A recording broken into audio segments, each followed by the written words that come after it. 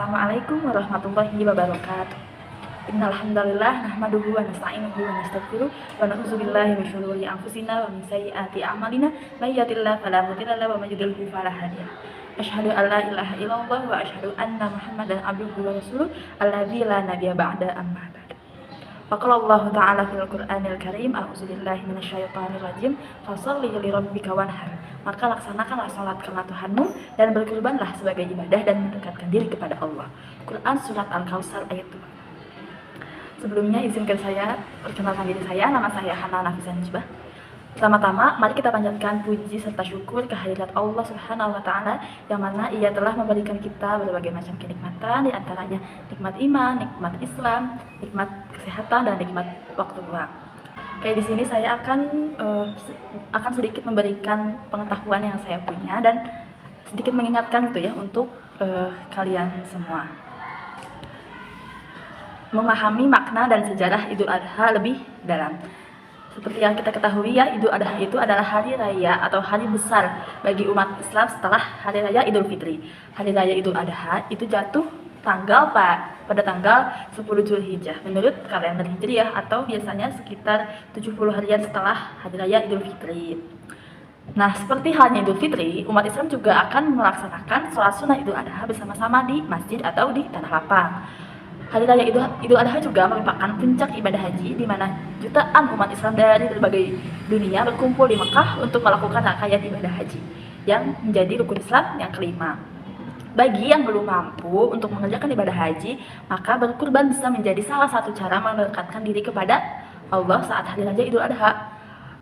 Nah, perayaan hari raya Idul Adha saat ini tidak lepas dari kisah Nabi Ibrahim alaihissalam dan putranya Nabi Ismail alaihissalam. Meskipun dirayakan setiap tahun, Idul Adha selalu memberikan makna mendalam bagi umat Muslim karena ada kisah ketaatan dari Nabi Ibrahim dan Nabi Ismail yang bisa dijadikan suri tauladan bagi kita. Bermula dari Nabi Ibrahim yang mendapatkan mimpi untuk menyembelih Nabi Ismail pada tanggal 8 Zulhijjah. Sebagai seorang ayah tentu mimpi tersebut membuat Nabi Ibrahim merenung dan memohon petunjuk kepada Allah. Namun Nabi Ibrahim tetap mengalami mimpi yang sama hingga 3 kali.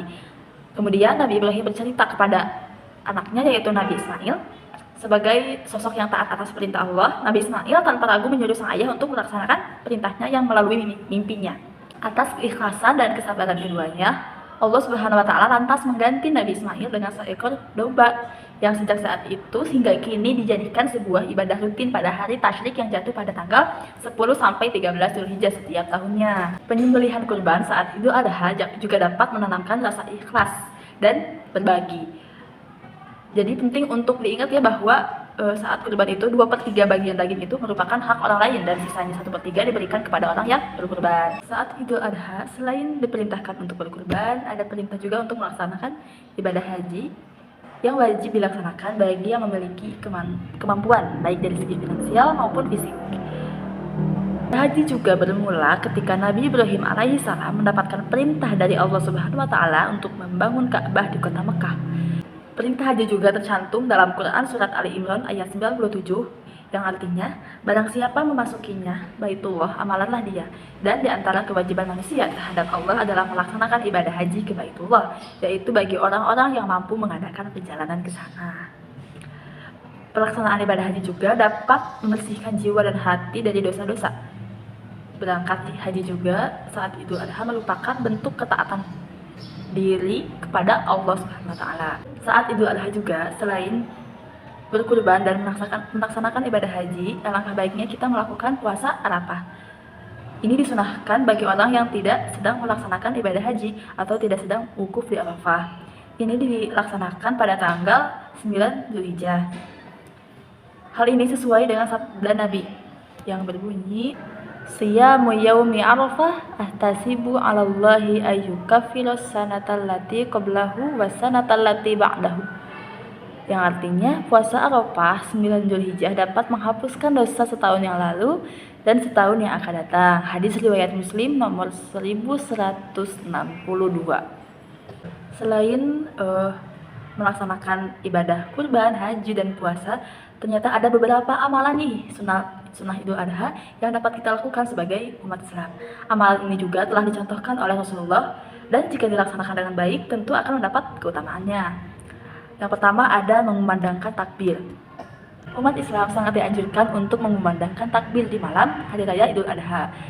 Takbiran ini juga bisa dilakukan saat terbenamnya matahari hingga pelaksanaan Hari Raya Idul Adha dan berakhir pada hari tasyrik pada waktu asar, yaitu pada tanggal 13 Zulhijjah.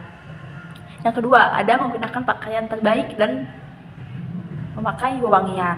Di Hari Raya Besar Islam, umat Islam disunahkan untuk menggunakan pakaian terbaiknya, terkhususnya saat melaksanakan sholat Idul Adha. Pakaian terbaik ini bukan harus yang baru atau yang mahal, tapi yang terbaik untuk sholat.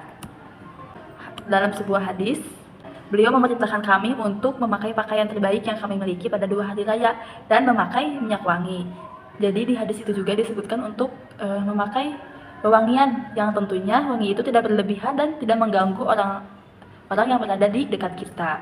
Ketiga ada tidak makan sebelum sholat Id. Nah, di hari raya Idul Adha ini umat Islam disunahkan untuk tidak makan dulu dan segera makan setelah selesai sholat Id. Berbeda dengan Idul Fitri yang disunahkan untuk makan terlebih dahulu. Yang keempat ada berangkat lebih awal.